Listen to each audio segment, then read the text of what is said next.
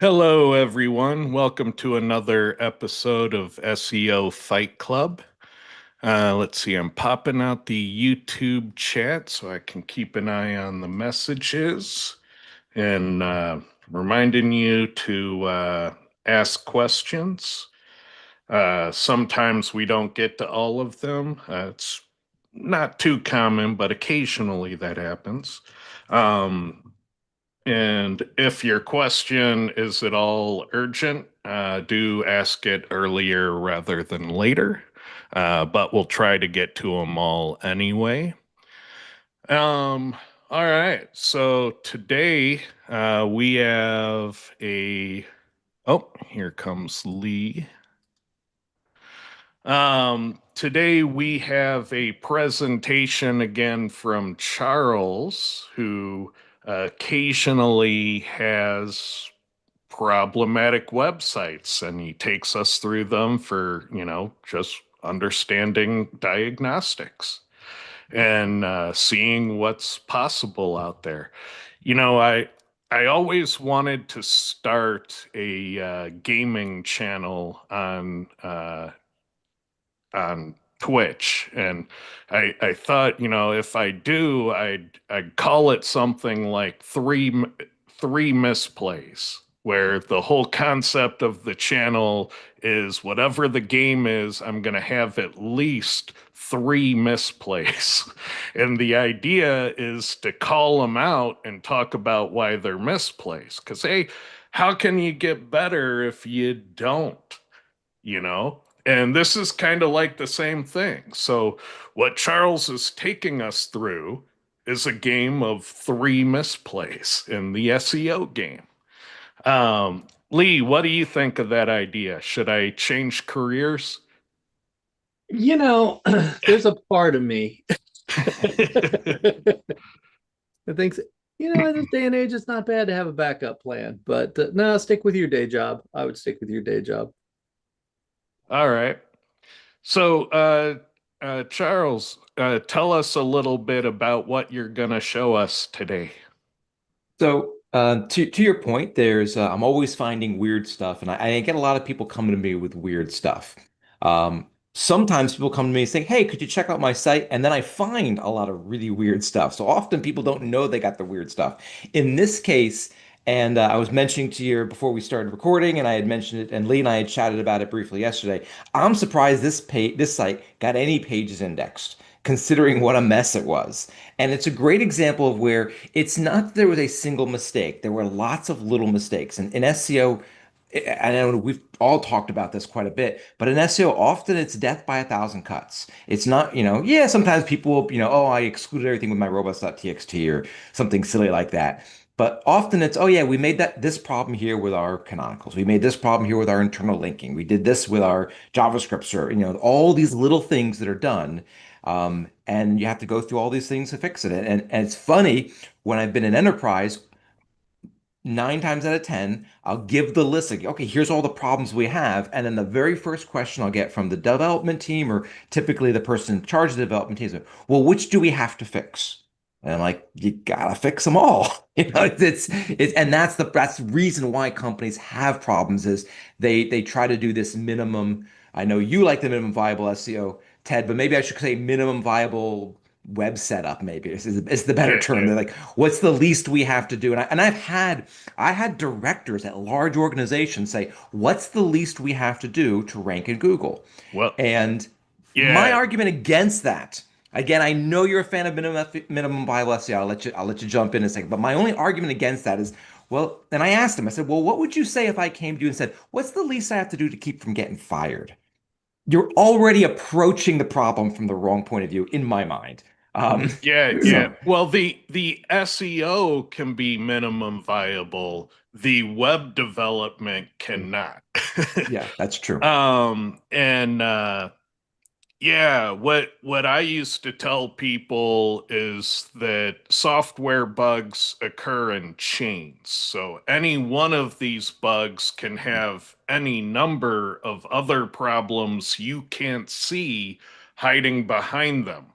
And that's why when you see a problem, you fix a problem because the problem it's hiding potentially might be the worst one of all. Yeah. And yeah, and I've seen that before. Which ones do we have to fix? And it's like, we're probably about as complicated as a trip to the moon. So there are 10,000 things that need to go right for this operation to work.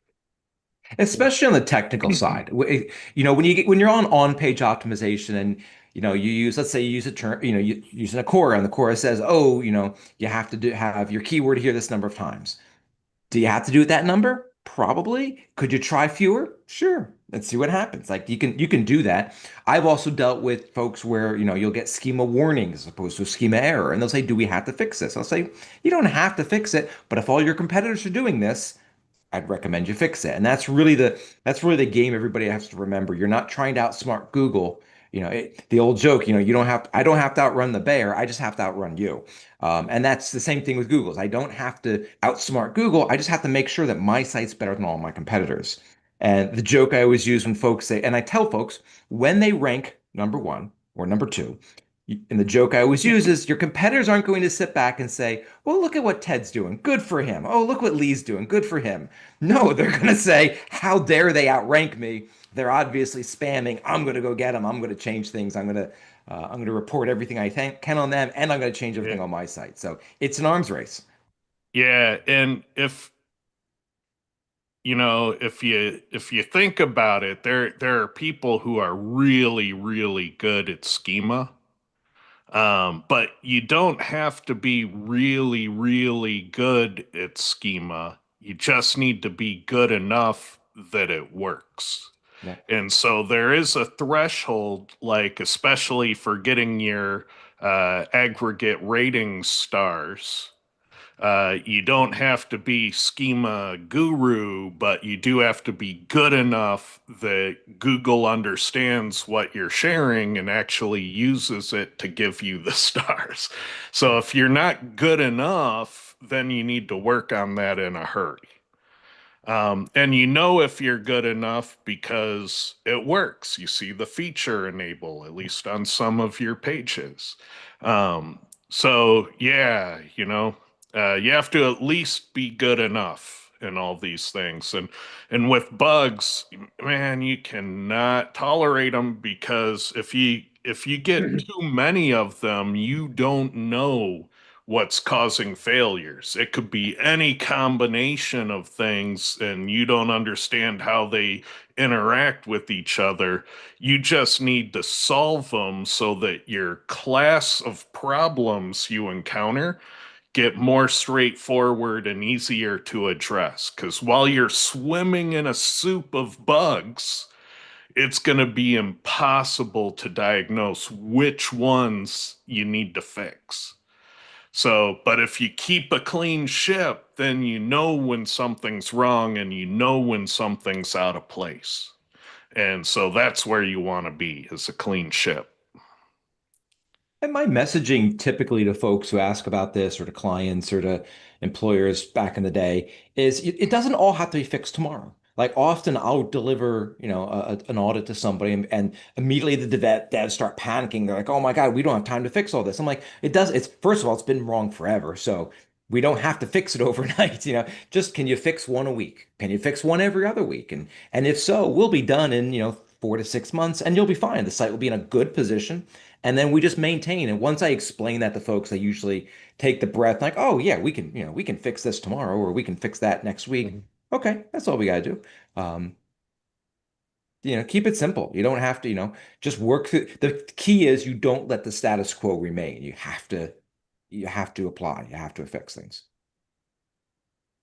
Yeah, Lee likes to always have 10% more bugs than the competitors. Love me some bugs. I think the when you look at there's a couple of concepts that are going around, but one is just efficient SEO, but from a technical standpoint,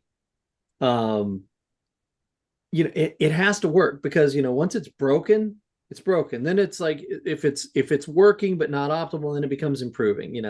Yes, I'd like the site speed to be, a little faster. Yes, I would love this, these 301 problems to, let's address them. Let's get the canonical version of, the links put on the site, you know. But sometimes, like, if you keep a clean ship, like Ted's talking about, then all of a sudden you see a bunch of 404 pages pop up. Then it just limits the time and the number of activities that you have to go back and say, all right, what have we done recently that could have caused this? Or what, was a plugin updated? Did we add something to the site? Did we change something on the site? But if you've got just a mountain of stuff, uh, you know, it becomes much, much harder. And I think a great example of this is if you do a screaming frog crawl. Screaming frog will lay out hundreds of fucking problems, and they could be as something as simple as this image doesn't have alt text. Okay, is that a critical problem? No. Is it something that ought to be fixed?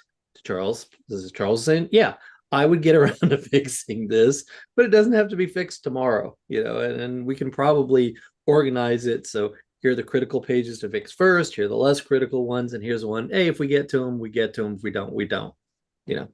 So And and another thing, in all of my SEO audits, when I'm on their website, if the layout looks broken on something, if there's a typo, if there's web development bugs, I have this other spreadsheet open just called other issues, and I'll screenshot the code, I'll screenshot the glitch, I'll write what it is, and it's just part of the audit because I'm already on the site anyway. And I fundamentally believe in see a problem, fix a problem, especially in SEO. So I just hand them my testing file, free value. Here's the list of things I found when looking at your website. And I've never had a client uh I've never had a client get upset about that. They do the opposite. They're like, "We weren't even expecting this. Thank you so much." And they just pass that slide deck over to their developers. And I want them to succeed, and you're already there. Why would you see a problem and just move along, you know? I always deliver a list. So similar to that, Ted, I always deliver a list of non-SEO issues. So I say, hey, I saw this, but I always clarify I don't believe this has anything to do with SEO, but I noticed something. Yep. And I like to do that again because, hey, I saw it, so I might as well mention it to them. Um, yeah, Lee, you mentioned Screaming Frog, and while I love Screaming Frog, absolutely love Screaming Frog, the interesting thing I find is that typically it'll report issues, and it's really reporting a symptom than an issue. So my mhm. favorite example is back in the day when Google used to do in Google Search Console, used to tell you if you had missing title tags, missing meta descriptions, and a bunch of other stuff along those lines. And Screaming Frog will tell you that. But I found that sometimes missing title tags doesn't, the problem isn't the missing title tag. The problem is you've got some type of 404 page or dead page or software. You've got some weird thing in the crawl of the site that shouldn't be there. Um, so it's what can sometimes be a very simple problem, like, oh, our meta description's too long, and you find out, no, it's not the meta description's too long. It's that you've got some weird template that's grabbing all the content. So there's a problem with the CMS. It's not the meta Yeah. description, really. It's just the meta description is a symptom of a larger problem, Yeah. which I enjoy. That's the part of SEO I really enjoy when you see what looks like a simple problem, you start digging into it, and you're like, oh, this isn't a simple problem at all. Excellent. So with that, let's see what you got. Let's see today's mystery. So you read my mind, Ted. Um, the segue of simple problems. This occurred from what I thought was a simple problem. So we've got another URL detective story. And the question was, where did all these 301 redirects come from? So I did a Screaming Frog, and it found hundreds of 301 redirects.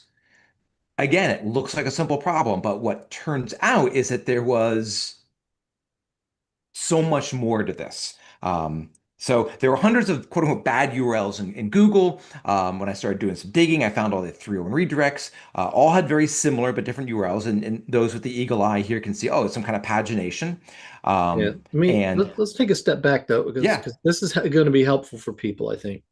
So when I see this, I'm thinking, okay, you have a theme or a plugin that's broken. What's your initial reaction when you see this? And Ted, same for you. Well, I know my initial reaction is the web developer probably coded the pagination to have a next button that never goes away. It'll keep paginating on pages that aren't there. And then the system says these pages aren't there, and they're doing a redirect to some catch-all, but they Hmm. keep showing the next button. Okay. Charles, what are you thinking? so What when were I you thinking? Yeah, when I looked at this, I wasn't even thinking as complicated as what either one of you guys mentioned. My first thought was, okay, Screaming Frog is finding links on the page or in the sitemap. Because you can set this, when I do a crawl with Screaming Frog, I always set to check both the sitemap and crawl at the same time, which you can do, which is an awesome setting in Screaming Frog. But anyways, um, my first thought was, why are we putting 301 redirect links on a site? We should not be doing that. So I checked on one of I clicked on a couple of these items and I found none of them had incoming links. So I found zero links pointing to these pages. Links were not the problem. And that was my initial thought. I'm like, okay, we got links going to pages. So I started doing a lot of digging.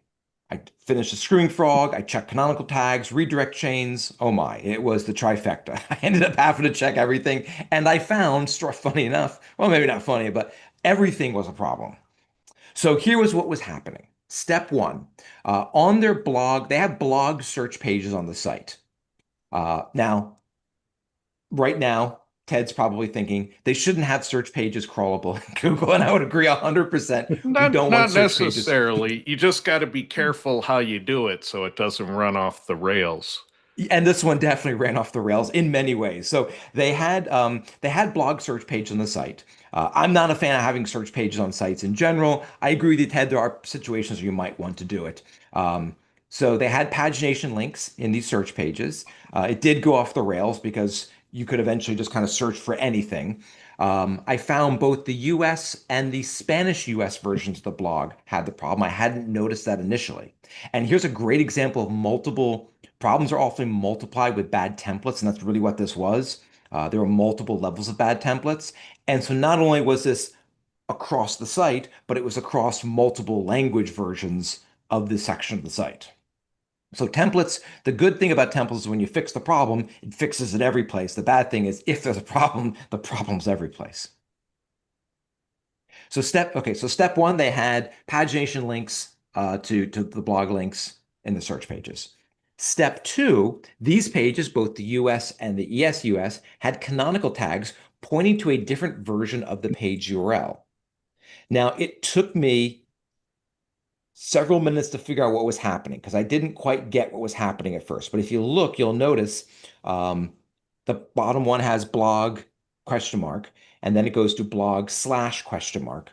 I'm sorry, blog slash explore slash question mark. The ESUS canonicals not to itself, but to the main. So I guess the US version. So that's a separate problem in and of itself. That now the Spanish version saying don't canonical me, canonical this, this is the canonical over there, which I wouldn't recommend because it should be in a different language. So it sounds simple enough. Like, okay, we get to have bad canonicals. Not quite. Um, Here's what's happened on step three. So that was step two. Step three, the canonical then did a 301 redirect over to a different URL. Now, this one took me about 5 minutes to realize what was going on. And what I realized is that it's the same URL, except one has a slash and one does not have a slash. And this took me an embarrassingly long amount of time to figure out what was happening. And I That's actually, really hard to see. it was very hard to see. I had to Yep. actually copy the URLs. I do this all the time with EditPad and put one next to the other in EditPad and just start looking at them like character by character. I'm like, ah, there's a slash in there. So the It's canonical at the points. Oh, I'll just point it out. Yeah. It's at the end of the word explore if Yes. you're not seeing it. If you can't see it, between the word explore and the question mark, the canonical has the slash, but then that redirects over to a non-slash version. So if you remember, so the pages point to a canonical, point to a different URL with a different URL structure, which has a slash at the end, but then that slash redirects over. So I'm going to take a small, just quick aside. Let's talk about slashes, trailing slashes. Sometimes I hear folks say, "Oh, Charles doesn't like trailing slashes." I couldn't care less whether you use a trailing slash, but you got to be consistent. You got to be consistent, and you have to understand how Google treats them. So this was one of the few. This is a paraphrase or excerpt. I don't know what you want to call it. John Mueller did a post, probably like 7 years ago now, explaining the differences between trailing slash or what URLs equal what other URLs. And so if you look at F and G near the bottom, you see example.com/fish, that is a page. Example.com/fish slash, that is technically a directory. Now you can have both of them resolve like pages, but Google sees them as different things. They do not see them as the same. So having a slash versus not having a slash could be a big difference. One note is when you're dealing with the root of the domain, the homepage, so example.com versus example.com slash, that's considered the same thing. So that's the one time having a slash doesn't matter when you're at the root. Any other time, it does matter. Yeah, and at the root level, some browser versions will force a behavior on it, so you won't even have a choice, like if you're using Chrome. Yeah, exactly. So anyway, so going back, so the one has slash, one did not have a slash. And then when you went to the final URL that was redirected, it has a canonical going to the kind of the home blog page. So let's kind of walk through what they were what was happening. So we have pagination, not necessarily a problem. Um, on the pagination, it canonicals to a different URL than their own, and the non-US canonicals over to the US version. The canonical performs a 301 redirect because there's a slash in the canonical. Again, there's just probably this is a simple typo. Someone probably typed it in or programmed it in and put a slash by accident, not realizing it wasn't going to work. That canonicals over to that 301 redirects over to the non-slash version. And then that final version canonicals back to the main blog page. Um, Well, the Google's joke I made earlier is I can't believe any of this was indexed by Google. Kudos to Google for indexing this site and indexing the blog pages because this was a well, mess. Google probably ignored the canonicals like right away. They probably started saying, "Whoa, whoa, whoa, this is all BS," and they no longer trust the canonical declarations on this site. And then what you're showing is about 3 layers of linking, and each layer diminishes the authority that passes through that page. And that's site wide on all the pagination pages. And so I'd imagine when you fix this, like there's the potential for authority to pass through these pages at a much higher rate. Yeah. So they could potentially see some very good lift, depending how big this problem is.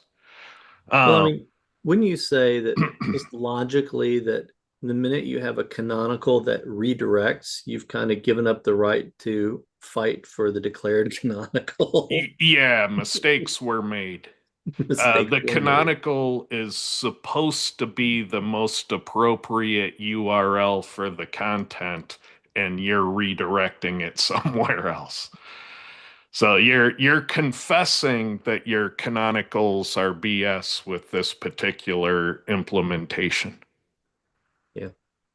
So, so you're absolutely right, Ted. Yeah, Google didn't know what to do. It grabbed the canonicals. It was grabbing different things as canonicals. The problem was that yes, Google didn't trust their canonicals anymore, but Google still crawled everything. Yep. So not only do you have an authority leak in your site, you've got thousands and thousands of pages that are leaking authority. You've also got all these extra pages that you're forcing Google to crawl regularly that don't need to be crawled. So you now have a crawl budget issue as well. Yeah, every Um, page is four. yeah. And Yes, that- exactly. Exactly. They quadruple the amount of crawling they're requiring Google to do. And these are the pages that I would argue they don't even want Google in any way, shape, or form. Anyways, but it's there. If Google can find it, Google will crawl it. So how do we clean this up? To Ted's point, we've got four levels of problems. How do we clean this up? Well, the cleanup process, now I haven't gotten an answer from the client yet. This hasn't been that long, and I know the clients there's other issues going on in the client site, so I haven't gotten good follow up yet. But the first thing I need to find is which URL version should exist. The extra, the extra directory, the slash, the non-slash. I suspect it's the extra directory without the slash, but I don't know for sure. So I have to confirm with the client what is it that we want out there. Then the next step, we have to set all the canonical versions set all the canonicals on all the versions to the URL that you want indexed. Say, okay, this is the page that we're supposed to exist. Everything has to canonical to the correct place now. No canonicling to 301 redirects, no canonicling to non-US or non-English versions. Then once that's done, honestly, I would let that simmer for like a week, maybe, give or take. I would also fix that 301 redirect. We don't want we don't want redirect chains or anything. I'd let that simmer for like a week, let Google crawl this mess and start seeing the changes that have been made. Then after about a week or so, I wouldn't let it go more than 2 weeks for sure. Then I would start 301 redirecting all the bad URLs to the main URL, to the canonical version of the URL. Um, then there's the bigger question: is if are they do they even want the blog search pages in the URL in the index because they were canonicling all of those pages ultimately back to the main page. And so if they're trying to remove the blog search, that could actually take us down a different path. Then we need to start thinking about removing internal links because if you don't want Google crawling it, don't give it a link. And then we'd probably have to use Google's removal tool eventually, but be careful. That's super powerful. I actually had a client just recently say, "Hey, I want to remove this subdomain. Can I just go into, Search Console and do it?" And I told him, I say, I would claim the subdomain first and then remove it there as opposed to removing it as part of the larger top level domain because I've seen Search Console do some weird things. I don't trust that Google's tools are that solid once you start wanting to kill entire sections of a site. So yeah, just, I be love careful. this plan. I would add one small bullet at the front to determine scope to find out if these URLs are in RSS feeds or in sitemaps. Because, yeah, you're going to have to hunt them down wherever they are, and they can sneak into places. And when I see a messy site like this, that's usually when I find these kinds of URLs in strange places, like they sitemap them because they wanted Google to index them. Yeah. And so you got to clean up all that as well. The funny thing with this client, there was a kind of uh, an introduction before this or a prelog or whatever you want to call it, where I had originally crawled their site, but they had so many bad links in their headers. So every header and footer had about 4 or 5 bad links. The Screaming Frog crawl was essentially useless because there was so many bad links. I'm like, I can't. We've got to fix. So we were talking about Screaming Frog. Before I'll even run a Screaming Frog, I checked the header and footer links, look for 404s and or redirects because if there's bad stuff in the headers and footers, the Screaming Frog crawl, I don't want to say is Yep. useless, but it's there's just too much stuff in there. So you got to do a little cleanup You before you need a can before clean you look. ship. Yeah, yeah, yeah. Charles, Indeed. Yeah. um, this first bullet point here, determining which URL should exist, you said you'd bring this to the client. Mhm. I imagine they just go starry-eyed. How do I know which one? So to Ted's point, do you look and say, well, this one is a lot less cleanup than that one? is that part of the going to be part of the determination, or is it just that which one would be, had you done it from the beginning, we would have always done it with this way, so we're going to go that way? How would you advise them as far as what to balance Yeah, to that's come a to that? really good yeah, that's a really good point, Terry. Because a lot of clients, you'll ask them, okay, well, which is it? And they're like, oh, which one should it be? So I always kind of whenever I ask these questions, I always judge it based upon the client. Now, this client, they have like a manager in charge of their SEO. They have a full web development team. So they're a medium-sized company for sure. It's a decent-sized company. So I would take the question a little bit more and say, hey, I found this kind of, and I made a video for me. I said, hey, I found kind of a mess. There's all these directories. This is what I suspect you wanted, but can you verify it for me? If this were a smaller client, maybe it's like a small local business. I would go to them and say, "Hey, look, I found this mess. This is going to cause all kinds of trouble for the search engines. I recommend we go down to this URL. This is the one that makes sense. Do you have a problem with that?" And then I would just go ahead and do it unless they said no. Because you're right, Terry. A lot of clients will go starry-eyed. I've had medium and large size clients go a little starry-eyed on me. I'll usually follow up with, "I recommend we go after this, but I wanted to verify before I wrote up the recommendations for you." Yeah, you kind of need the environmental impact study of what the fix could do to the business.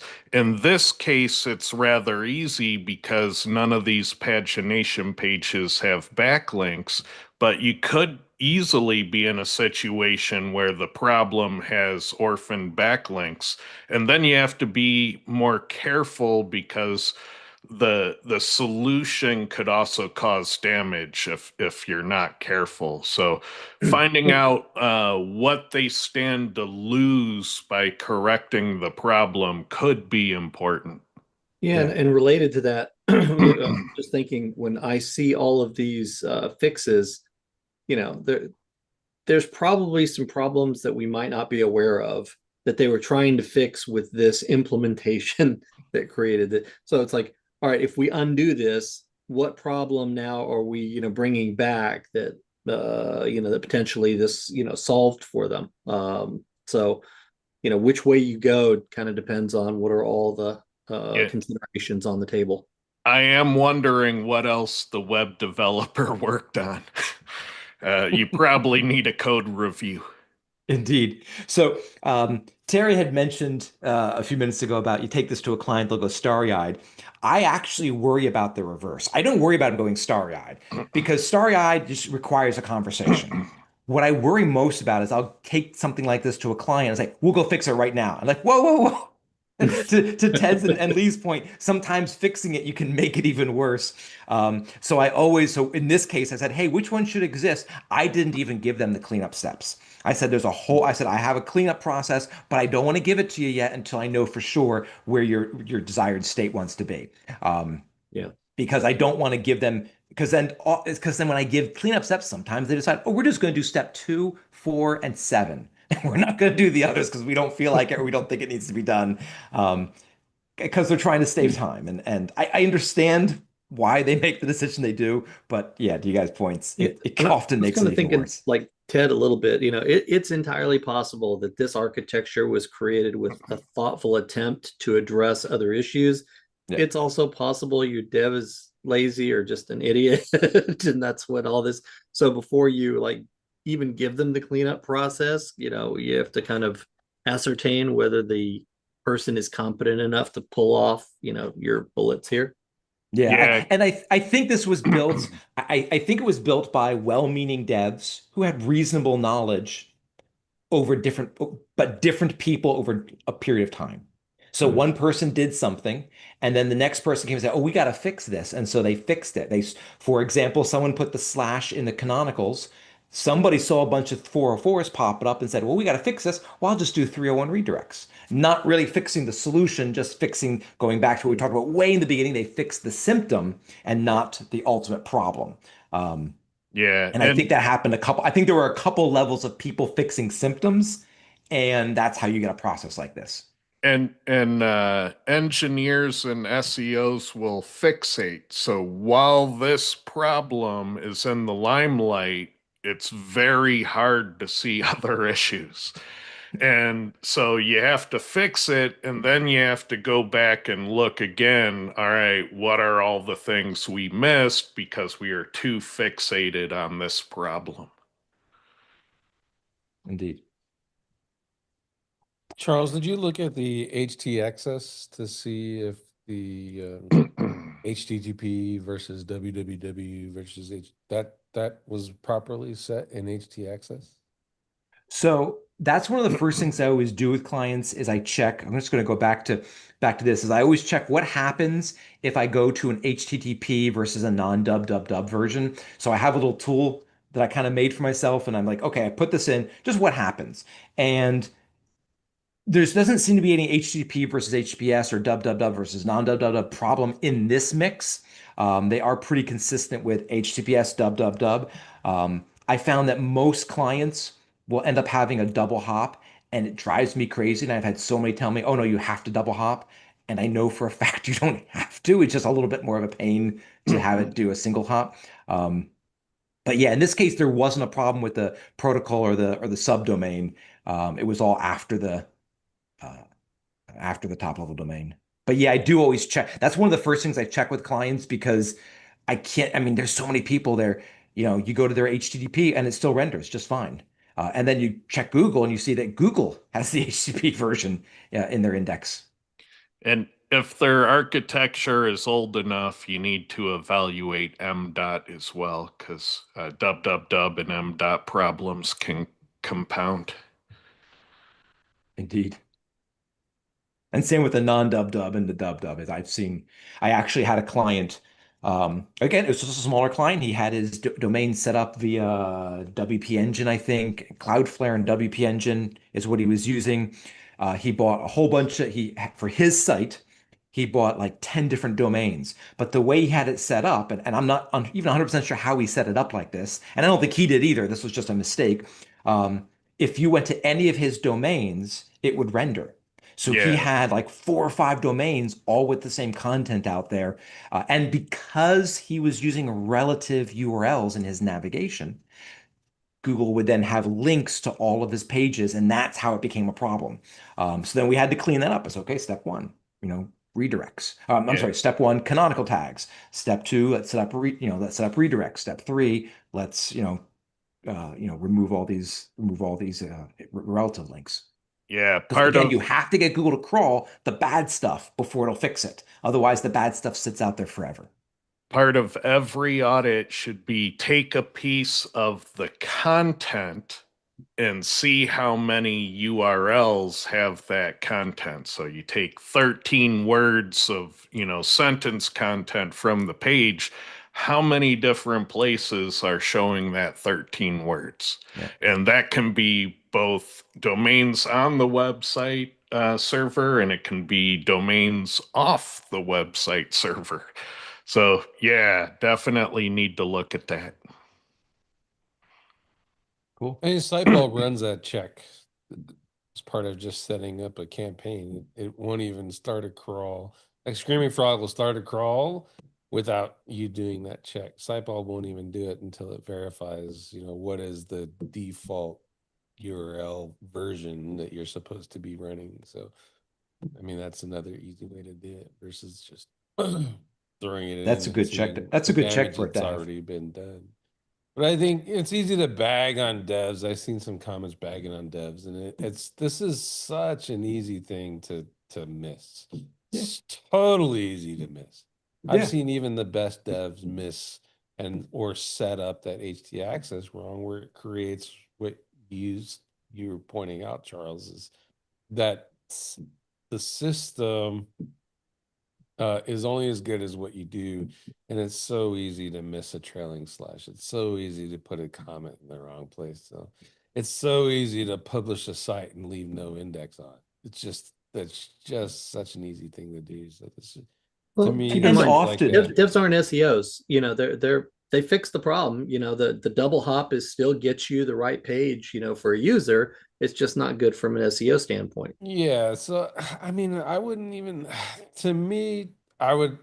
Here's how I would fix this. I would go first HTX, make sure that that's done. Then I would go look at all their backlinks. Does all their backlinks have a trailing slash or all their backlinks not? And that's where that would be the default. The one that has the most best backlinks is the one I'm going with. And then I would figure out the blog thing next previous, that tells me WordPress. I would try to get, if they have a dev team, or I would use a little bit of Claude code and say, how do I stop that generation when there is no more articles to list? You should not have a next button. Seems like an easy code solve problem. And then once you correct that, you verify it with another run in Screaming Frog, and then you send all of the bad ones that you found in the previous run to Colinkery to let Google know, hey, you fixed it. And that's how I would start off versus, oh, I asked the client what they want. I mean, these are such easy value add fixes, quick win fixes, in my opinion, because you can fix a lot of that stuff with code very fast. And with smaller businesses, which is typical for most client SEO, Clint's way is usually the path. The one caveat is Charles does enterprise, where 4 different teams need to touch upon everything Clint discussed, I and would that think kind of that Charles is used to dealing with that type of stuff, and then the engagement and setting up the actual who's going to be responsible for what kind of conversation. Charles anticipated that there's going to be some technical things that I got to fix, and to me, there is no decision maker in these types of fixes. If you're changing content, you're changing site structure, et cetera, et cetera. Yeah, that's a big deal. But to these are, hey, Mr. Dev Team, this is the easy fix. Here's what I found. Here's the working version. Here's the next thing. Here's just stop it from creating the next thing. And those are there should the buy off in that. Honestly, if you hired Charles, you trust him enough, the buy off in that is instantaneous, yeah. irregardless of small business or enterprise. I, I wish that was always true, but when you have project management layers and scheduled development, it can get gnarly on the other end of that chain. But most of the time, most SEOs are dealing with small to mid-sized businesses where you can't short circuit that path. But there is a point where it gets big enough that it's not that easy. So to Clint's point, uh, and this is a good, so as an SEO, as a SEO consultant, I'm also the project manager, and I'm also the SEO, and I'm also the bookkeeper, and I'm also everything. Um, what I'll typically do when I send out these emails, um, I essentially try to push them in one direction. It's always phrased like, hey, which should it be? But kind of, to Terry's point, how clients will go star-eyed, even larger size clients will go star-eyed. And to Clint's point, it's like, hey, just get this done. You could wait forever. And he's absolutely right. And I'll say, hey, this is what I think we should be doing.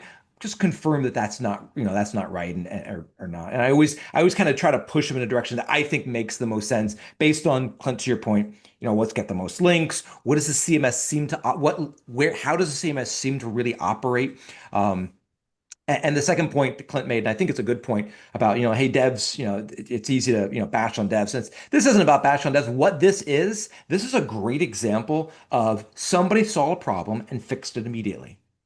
And then unfortunately, that caused a different problem. Someone spotted that problem and fixed it immediately. So for example, somebody accidentally put a slash in the canonical. Very easy to do. I could do that. I do that kind of stuff all the time. I had a site I just realized didn't have a meta description on the homepage, and it's been like that for 2 months. I just fixed it last night. But someone put a slash in the canonical, and then 6 months, 8 months down the road, someone else realized, hey, look, there's all this traffic going to 404s. Let's do a 301 redirect and fix this problem. So they 301 redirected and fixed the problem. And then 6, 8 months later, someone probably realized, hey, look at all these paginated pages in Google. We want them out. Let's canonical these pages back to the home to get it out of the index. So that's why you need a good SEO that can look at everything holistically to, like, to Clint's point, it's like, hey, before I would even do a crawl, I want to find out what's happening with the HT axis. What is that doing? How is it handling protocols? How's it handling subdomains? And Ted saying, hey, I want to take the words, put it out there. Is this content showing up anyplace else? Someone that can really take a step back and say, let's look at the whole picture and see what the heck is happening here. And then we figure out how to fix it. Because a lot of companies, large and small, will have a problem. No problem. We'll fix it. They fix the problem, and then it may or may not fix the problem, or it may cause another issue they weren't aware of. And then they try to fix that problem, and then 6 months, a year later, they fix another problem. And before you know it, you have these kinds of stacked and layered issues that occur.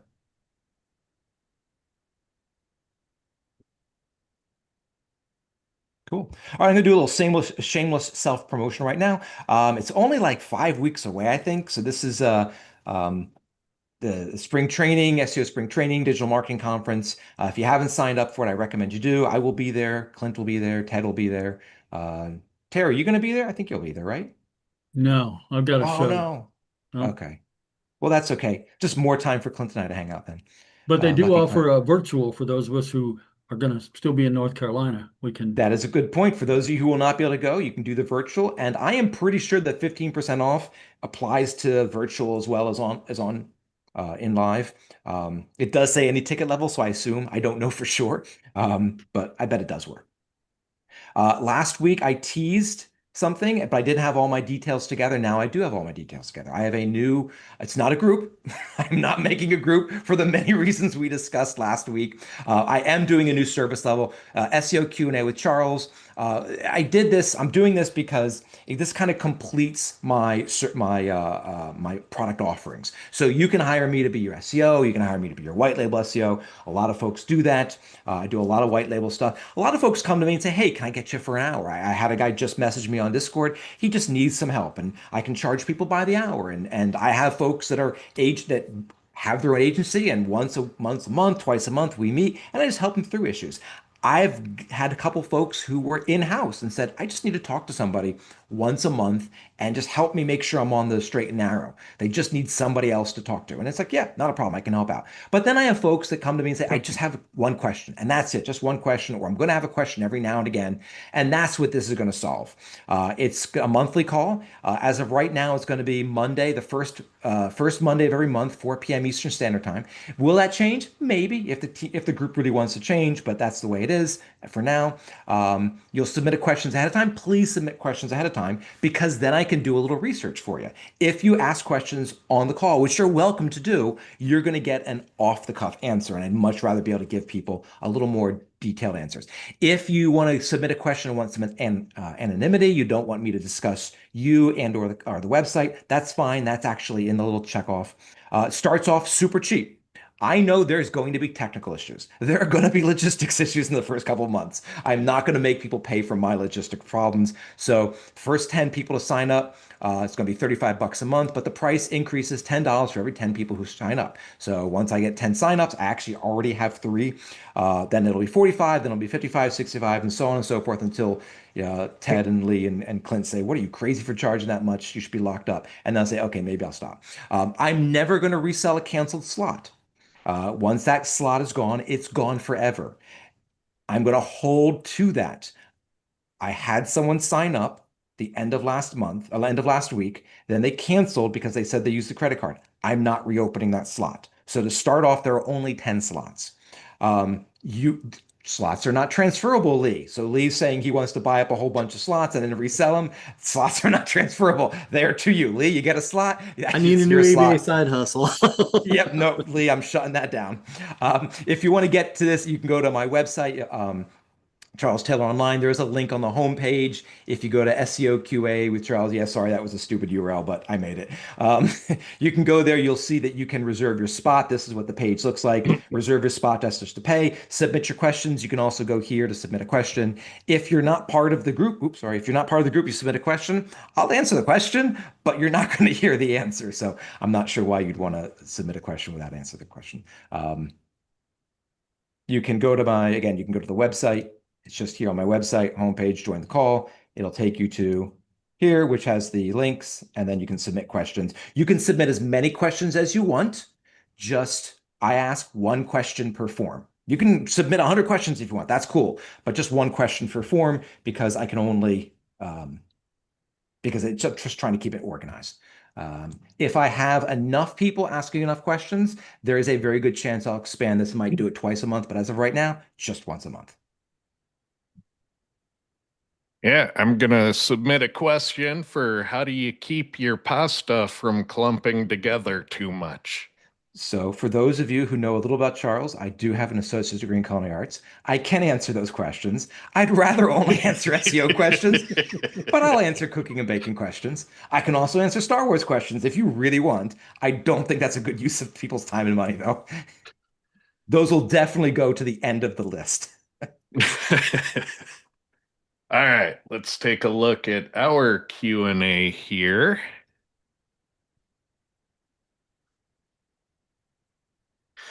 All right. How would you check if your entity, as defined in our schema and content, has achieved trusted status?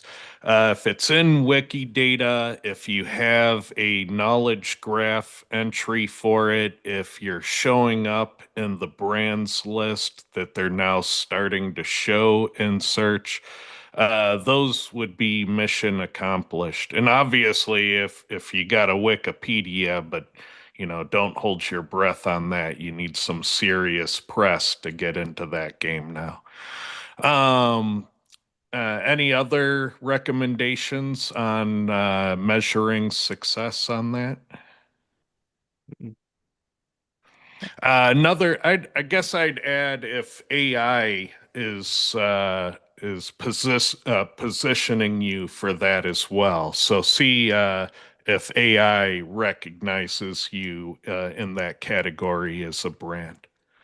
And AI might have some diagnostic recommendations. So you can say, uh, write a list of the top 20, plumbers in Seattle and put it in a table along with the criteria and mentions and citations that they all had for justifying their position in that list. And it'll show you a lot of those common places that you need to get mentioned in. And a lot of those are data aggregators that you might want to consider. um, let's see. Question two, if ramping up link building, do hyper relevant links from lower authority sites outperform generic links from high authority sites? Well, it's a trade-off, if there's a ton of authority and a little bit of relevance, that's still going to have some pretty powerful value. But in general, most of us can't get those. So, in general, we need to sculpt the authority and the topic. Oh, well, we need to sculpt the topical relevance of the authority we can get. That's how we maximize that game. Any thoughts or opinions on that? So I always joke that I'll take a New York Times link over a super relevant, DR1 or whatever metric we're going to call it any day of the week. However, I do have a little field data it's a field data of one. So it's certainly not robust data. But I do have a site. I had a site that I was using for um, miscellaneous purposes. Let's call it a testing site. It had an extremely high quality link from an extremely high quality domain, but it had no, the article was coming from had nothing to do with the site. The site topic had nothing to do with the article, so there was no relation whatsoever. The same person that I know, because it's not me, of course, the same person I know had links from the same extremely high quality site and those had pages linking to cloud pages that were of the same topic. The cloud pages ranked and indexed and crawled without any problem whatsoever. The testing site that had the high quality but totally off topic always had indexation problems. So I think I always lean to topic. Again, Lee comes to me and say, "Hey, you want a link on the New York Times?" I'll take it. Lee comes into me and says $100 for a link on the New York Times, and Terry comes to me and say, hey, I got a DR20 or whatever site, but it's about my topic. I might go to Terry instead. There's a chance I might go to Terry. Kind of depends on the day, but I I'm a relevance man. And there was a time in the past where the topical relevancy of the link didn't matter. So if you're looking at very old SEO content and it's advising you the other direction, just know that things have evolved if your SEO advice is very old. Yeah, I'm gonna say this, not to disparage the question, but there are a lot of questions that SEOs have about, the trade-offs between things. And the only way we could ever answer the trade-offs is if we knew the math of the algorithm as it stands today. So whether it's, does high authority, low relevance be, low relevance, or higher relevance, low authority, and how many to, to what's the trade-off math between the two?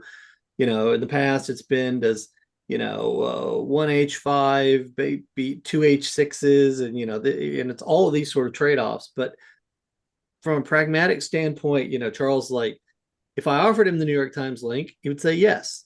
If Terry offered him the relevant link, he would say yes. If Terry said, I'll offer you the relevant link for, $20, Charles is going to look at it and say, well, what else could I get for $20? And that's kind of the struggle with those sort of questions, is nobody knows, other than Google potentially, knows the exact trade-offs between this or that algorithmically. Yeah, I know back in the day, I used to play with calculating it. So I controlled a network of 15 high authority sites. The largest, we managed to get up to PageRank 8 when Google was publishing PageRank. And when I had access to that, I found it fascinating because I was like, well, what does a single link from the homepage footer look like when I control everything? And it would make a page rank 3 instantly, but when I do a site-wide footer from the page rank 8 only, it would make a page rank 5. And then when I do a network wide footer link, I could make a page rank 6, page rank 7 just instantly. And so, there's a lot of power behind those big links. But now that I don't have that network, it's really hard to get that kind of power. And so you do want to build up your personal resources you can, apply to various problems, but in the absence of those resources, the relevancy of the anchor is your best tool. Um, all right, let's see. My homepage ranks 7 for a keyword. I've created a sub page to optimize for. How do I remove the keyword from the home title in H1? This is an interesting problem because the details of it do matter. So I'm assuming your homepage is for hummingbird feeders and your sub page is for metal hummingbird feeders, and you don't want the two to cannibalize each other. In cases like that, it's a prioritization problem on your SEO. You've been SEOing the trunk a whole lot, and then you've been SEOing the categories a little, and you've been SEOing the products not at all. And that causes a lot of these things. And when you properly SEO the products and then you properly SEO the categories, you get less of that cannibalization of the terms. Um, But until you fix that, your homepage is stealing categories and your categories are stealing products. That's usually what it is. It can be other things, but you really have to look at specific cases one at a time. Clint, you look like you had some thoughts on this. Nope, I shared my thoughts in the chat where nice people talk. So All right. it's you see this commonly in local where sometimes the homepage might have 500 words on it, and the internal page for whatever the service is has 2,000 words, high quality, well optimized content. And then when you search for the service, Google will show the homepage. People say, I don't want the homepage to show, I want the internal page to show. I'm like, you're in position 7, why do you give a fuck which page shows? Get the click, and go to work. That's the thing. It's Google has its reasons, and Ted, you mentioned that the reason a lot of times the homepage do it's because it's got more links than your internal page, your product, service, category, whatever pages. Fix that. But in the meantime, don't tank the ranking on page 1 because you'd prefer something else. Yeah, So, you might not have to detune the homepage because especially if the tuning on the homepage for it is weak, I would amp up the tuning on the correct page till it wins because you've probably been neglecting that part. That's usually what I find the issue to be, and oftentimes they've made a larger site than they need, and they don't want to do all the leaf node work. They'd rather deal with the trunk and the main branches. But unfortunately, if you've made a big tree, you've made a big tree. There's a cost to making a big tree. Um, let's see.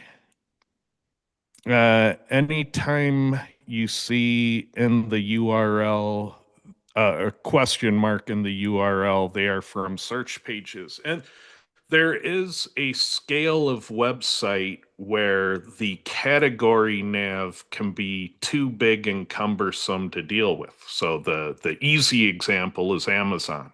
There are so many categories in Amazon, they can show you a few of the top ones, and the rest is all search. So just know there is a class of problem where search is your navigation.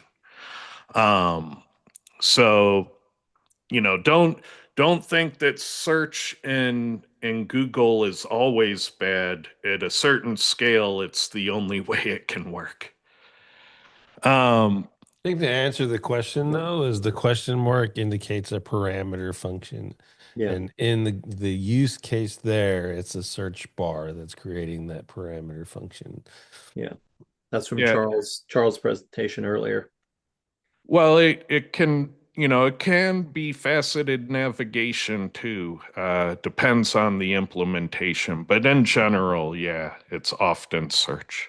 Most often search. Well, I think he's trying to get you to answer his question of why would the question mark be in the URL in the first place. So Yeah, it could also be tracking. Yeah. Let's see. Had a customer move from one server to another. They kept everything the same. Then weeks later, noticed they've got double slashes in some URLs. Well, they didn't keep everything the same. They probably changed server configs and cut and paste the same rule twice or something weird. Um, uh, the HD access didn't work the same on the new server. Yeah, if you change from Apache to Nginx, the server configs for all of that can have differences, and so you're translating from one to the other.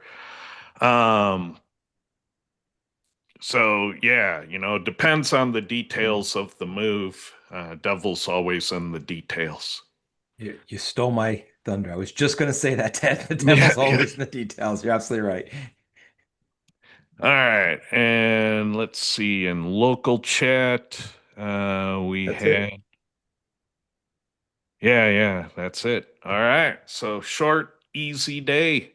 So we'll call it there and we'll see you next week. Remember to check out SEO this week if you have more content you want to consume. Check out SEO Spring Training. That online one might be a really good option if you're not in a place where you can afford to travel and get the hotel and take the Ubers and do the dining out. If that's too much expense for you, do the online one. Are you kidding? And think about it. You get to see the presentations that are otherwise, you know, you, Some of the presentations. So the caveat with the online one is that you get the main stage and then one of the breakout rooms, but you don't get to see all the presentations. So you only get the select ones. And that's a happy medium for one, strategically recording all those breakout rooms was always a pain in the ass. And then two, Terry did that at a bunch of requests, and then some ass clown went in there and hacked his website and took down the live stream while it was going on. So um, this is the happy medium as a result of that. so, but yeah, still a very cost-effective way to get some of the most important content. So, Yeah. I if you're not going to travel there, I would take a look at that online one, especially if you have a lot of FOMO.